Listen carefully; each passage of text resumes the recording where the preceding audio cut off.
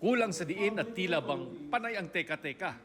Yan ang puna ng isang grupo ng mga dating military officials sa pamumuno ng Pangulong Bongbong Marcos sa gitna ng iskandalong dulot ng katiwalian sa flood control projects.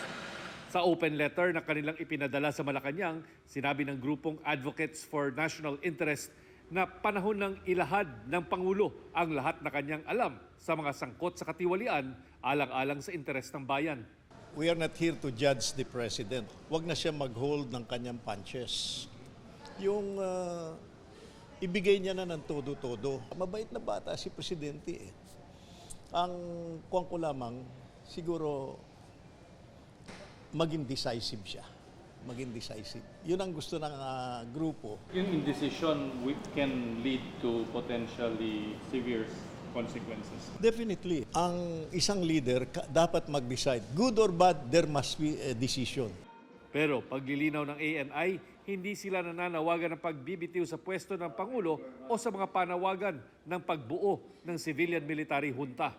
Noong nakarang linggo, sinabi ni Senador Panfilo Lacson na may nag-alok umano sa kanya na maging bahagi ng civilian-military junta kapag napatalsik si Pangulong Marcos, bagay na kanya raw tinanggihan.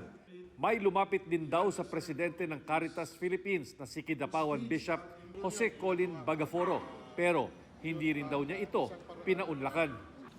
Pero sa ginagawang pagmamasid ng AFP, wala naman daw silang nakikitang banta sa gobyerno o mga palatandaang may nagbubuo ng pag-aaklas laban sa gobyerno at kahit meron, hindi raw sasali dito ang militar.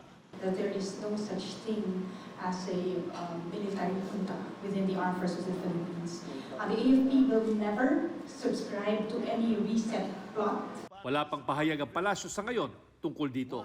Tiniyak ni Interior and Local Government Secretary John Vic Remulla na hindi magtatagumpay ang anumang balak na destabilisasyon. Nakabantay raw ang security at intelligence unit ng gobyerno sa sitwasyon at wala raw dapat ikabahala.